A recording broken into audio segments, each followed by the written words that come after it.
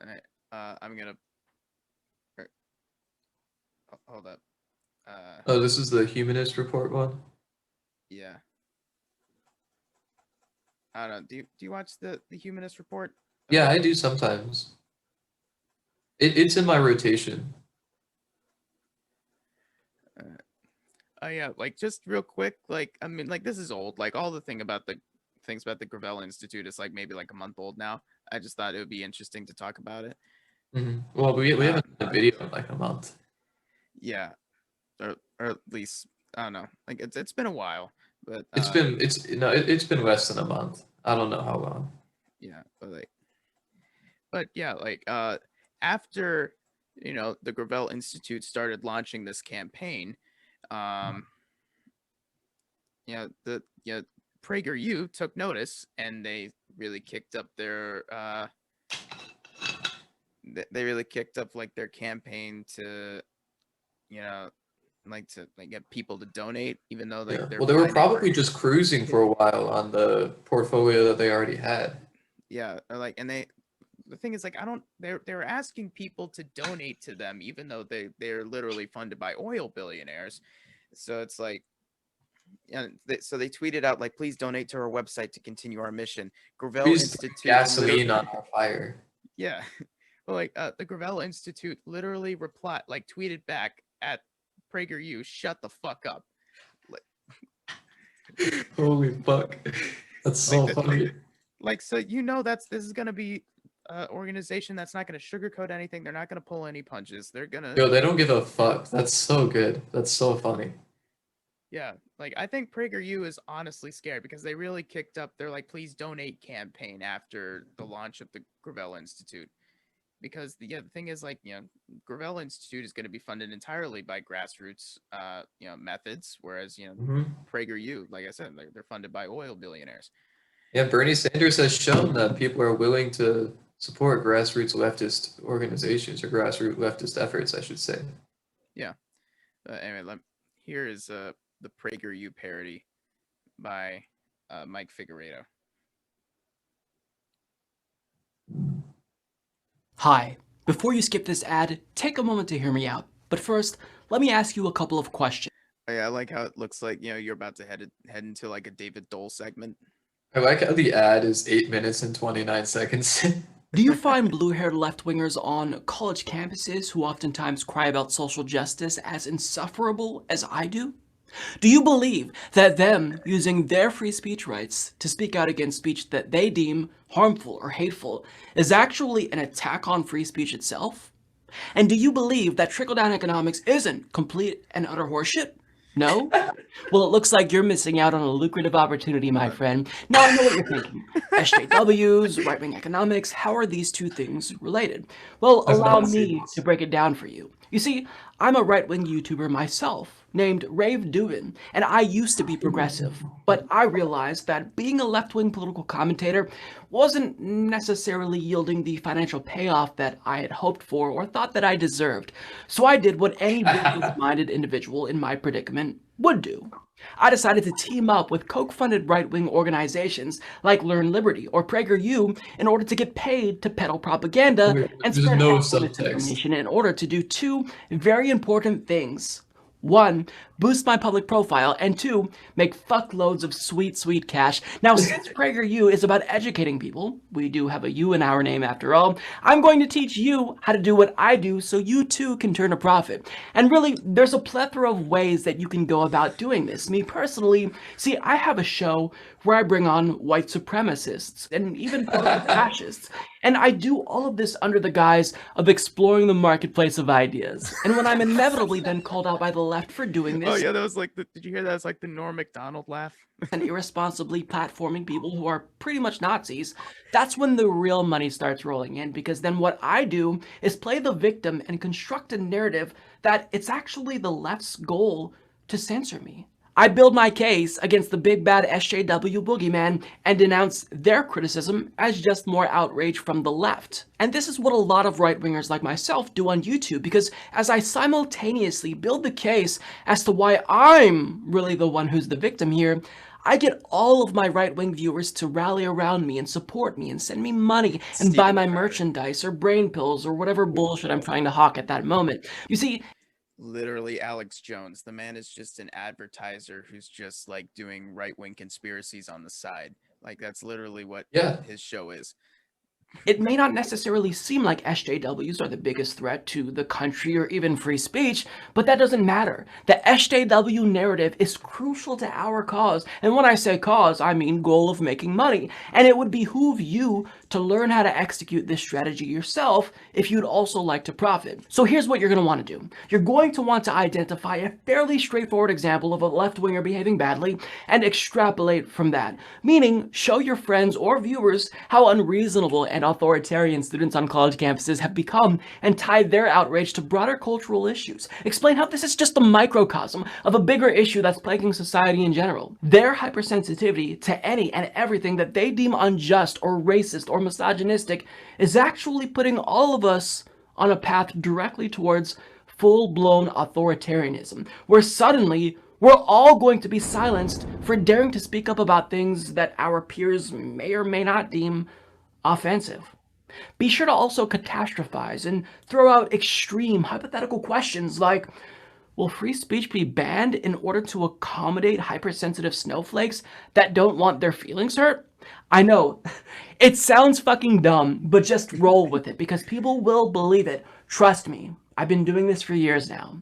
Now, as you're building the case against left-wing authoritarians, make sure you avoid talking about the relative social authoritarians that we have on our side. Because yes, it's true, we do technically have snowflakes on the right as well, who do exist and frequently get triggered by desecration of the American flag, kneeling during the national anthem, being openly blasphemous towards our Lord and Savior, Jesus Christ, or criticizing Daddy Trump. Now, you don't have to bring these things up to appear fair or neutral, because remember, we're trying to convince them that the left and only the left is the problem. Not necessarily because it's true, but because it's just our initial sales pitch.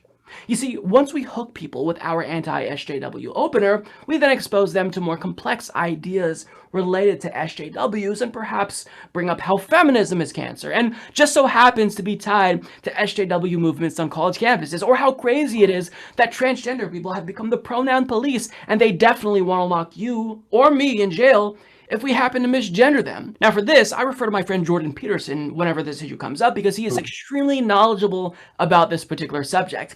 And we complete the shit sandwich by sprinkling in some white supremacy. Get them to think that racism no longer is an issue and that it's actually the white people who are the victims of racism. Oh yeah. Oh yeah, it's like Charlie Kirk says, like the idea of white privilege is a racist idea. This is actually, just to say one thing, this is very, very true. Because the anti-SJW stuff. So when I was first exposed to it, when I was like maybe 13 or 14 or something on the internet, they were uploaded in the form of compilations. So you would just like watch a bunch of like people being stupid in like one go, and then it shows up in your recommended. And so it's very easy to like just kind of watch those as entertainment and then to fall into the politics. The reason I didn't, even though I watched them because they were entertaining, is because my politics were already so different. And as soon as I realized that they were using these, examples of dumbass lefties to push a dangerous agenda, I kind of got out of it. But I totally understand how people fall into it, and he's 100% right in his analysis here.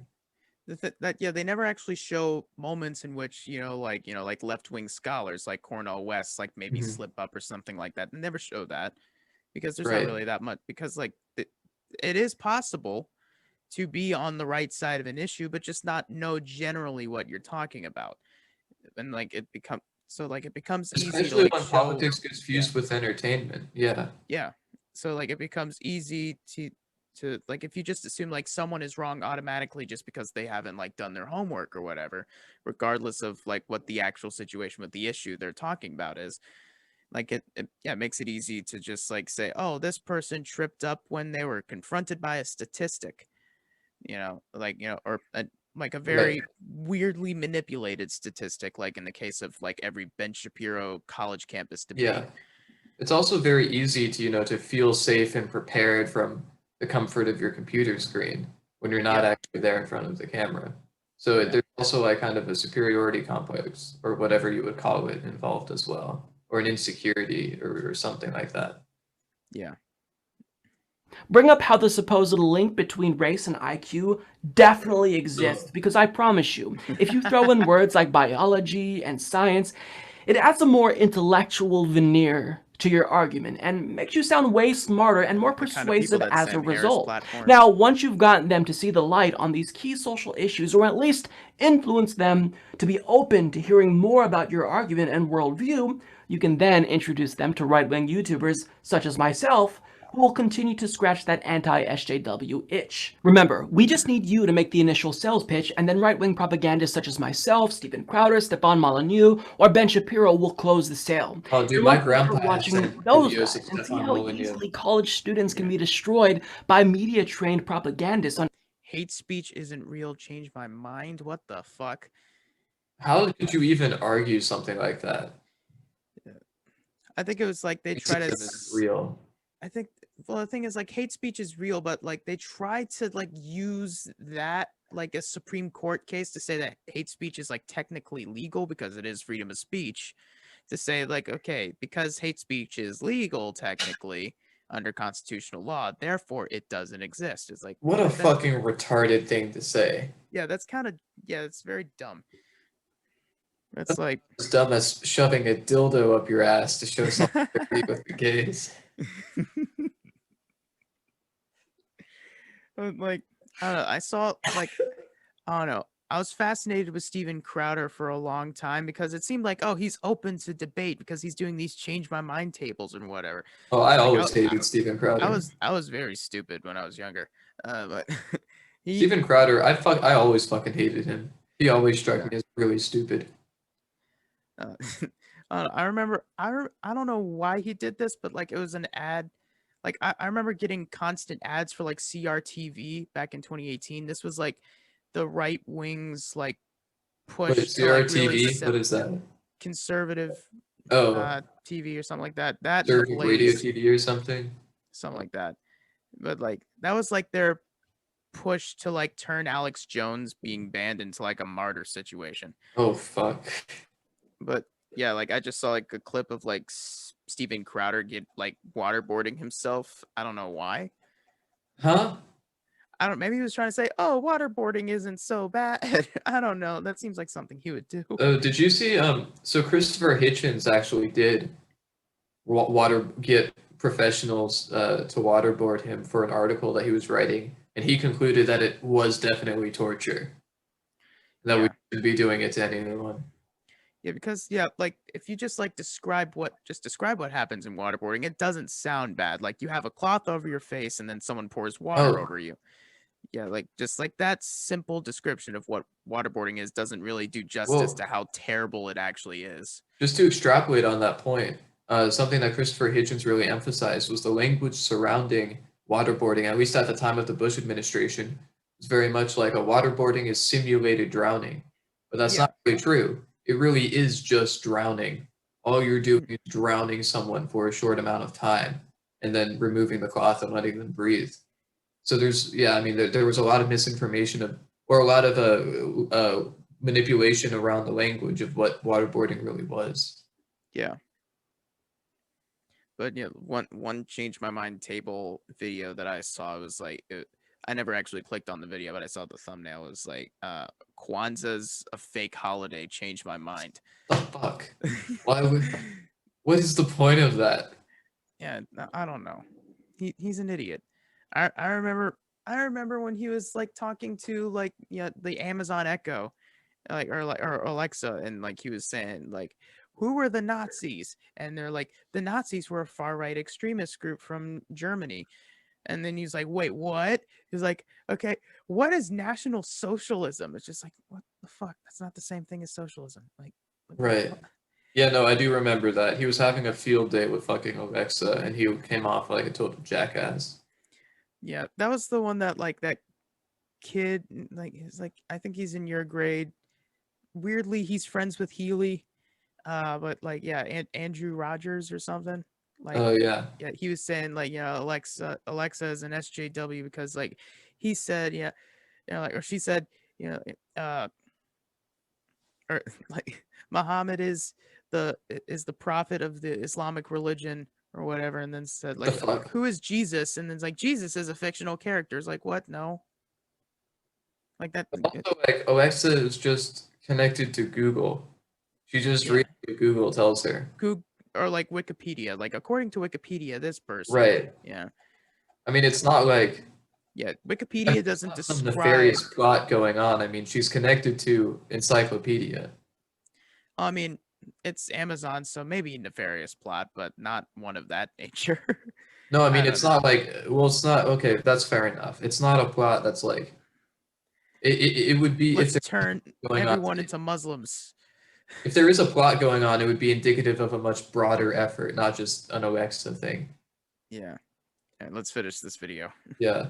On issues related to social justice, they finally begin to realize that these influencers, people like myself, must also be right about other issues too. Perhaps economic theories like trickle down or deregulation are also correct. Maybe climate change is real, but perhaps humans aren't the ones causing it. You see, we're not really making any definitive statements here. We're just asking questions. Now, I'm going to be completely honest here. At PragerU, we don't actually give a flying fuck about SJWs on college campuses. We just use them as bait in hopes that unsuspecting dipshits bite it, and once they do, we reel them in and get them to support a political party and economic system that's wholly against their own self-interest. Now, I should mention that we do have to stay firmly committed to this idea that we hate any and all identity politics, but if you're gay, if you're black, or a woman, we'd actually really like to hire you especially, because you guys get to say all the fucked up shit Or like, yeah, when Dennis Prager literally told Dave Rubin, 100%. yeah, like he literally told Dave Rubin, it's like, you're really useful to us because Because you're gay. you're Yeah. gay. That about was, stupidity that wow. others can't. For example, I get a nice bonus every time I bring up my husband, and then subsequently give one of my right-wing colleagues permission to call me a faggot. Now, I know what you're Is going this guy gay? Oh yeah, Mike Figueredo is very gay. Oh, But cool. but For yeah, some like, reason, I didn't know that. yeah, like but the thing is that literally happened.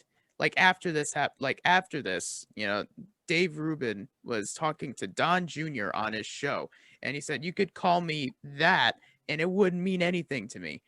It's like basically giving, you know, yeah, Like an basically N-word pass. Jesus. yeah, like that word is basically like the N word for Except gays. faggot isn't, like, hasn't been reclaimed. People don't just call each other that. Yeah. Yeah, like I haven't seen like, you know, gay guys, you're like, what's up? Yeah, Could you imagine that? That'd be horrible. That would not be cool. yeah, I don't know. to say. Doesn't all of this seem immoral? To be this divisive and intentionally sow discord socially in order to keep the peasants fighting, while people like me rob them blindly and legitimize an exploitative and unjust system? Well, sure. And I'll admit, sometimes I do feel bad about it, but then I remind myself that it's nothing personal, it's just business. You see, I knew it. we live in a capitalist system, and I'm just simply greasing the wheels. I'm riding the wave of capitalism until it inevitably consumes itself and brings down the entire fucking planet in the process. And what I'm doing now is using the money I'm making to buy one of those lifeboats that other rich people will probably have once the planet inevitably becomes uninhabitable. And I'm gonna then watch peasants fight over crumbs and kill each other from a safe distance. See, I'm looking at the bigger picture. I'm looking out for my future and your future as well. In fact, all of us are at PragerU. It's about survival. Now, of course, I'd never say any of this out loud, and publicly I'll continue to identify as a centrist or technically left-wing because that helps us to cultivate a little bit more trust among viewers. And you should do the same. So join the cause. Get educated by PragerU, because we're definitely a real university after all, because Oh my god. you learned something by watching this, didn't you? Dude. No, the horrible thing is, PragerU, like I've seen them say something to the effect of like an entire university course in 5 minutes. I mean, they should be Yeah, sued for that claim. That's a patently false claim. yeah, An entire university course or a university lecture or something along those lines in 5 minutes. yeah.